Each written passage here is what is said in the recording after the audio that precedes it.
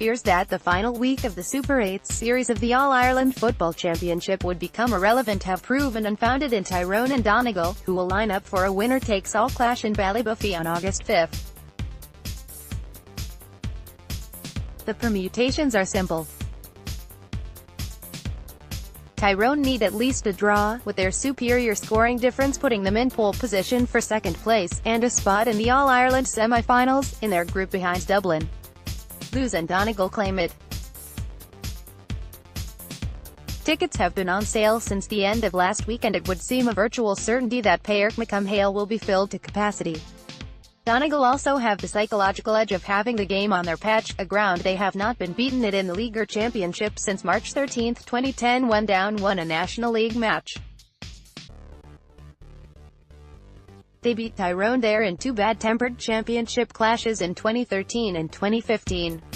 In fact, the Red Hands have not beaten Donegal there in the championship since 1973. That kind of history isn't lost on Tyrone captain Matthew Donnelly, who stated, "It's well documented how much pride they place on Ballybofey, and it is a fortress in all senses of the word for them. It's a massive task, as tough as it was to try to beat the All-Ireland champions on Saturday night. It is going to take another massive effort, and that's all we can do, give it a massive effort." Tyrone narrowed the gap to Dublin from a 12-point loss in last year's semi-final to 3 points in Saturday's Phase 2 game, but Donnelly delivered a sober assessment of their shortcomings. "We went out with the intent of winning the game and we just came up short," he said.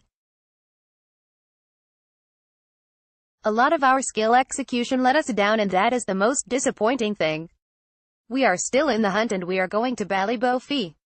It is going to be another test. We are still there, so there is no point in being too downbeat." All day in Omagh, the place hummed with the influx of thousands of Dublin supporters, creating a special atmosphere in the town. It was the climax of a week of build-up to one of the most unique occasions in the history of the football championship. It was refreshing and novel, and that didn't go entirely unnoticed by the players. "There's no sense in saying it was like any other game," Donnelly was quick to acknowledge. "There was a bit off the back of last year, because I remember leaving the stadium embarrassed last year. There was a lot of hurt, and I suppose we were keen that that didn't repeat itself. That was probably playing on some players' minds, there's no point in saying otherwise. We knew we weren't as far off them, we knew we could give them a game, and we did.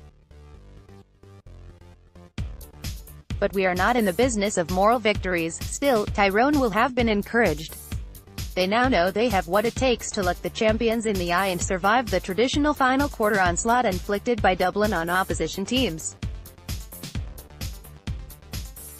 "I suppose they are renowned for the impact their bench has, but I think a lot of our boys trump that impact with a lot of massive plays on the home straight," said Donnelly.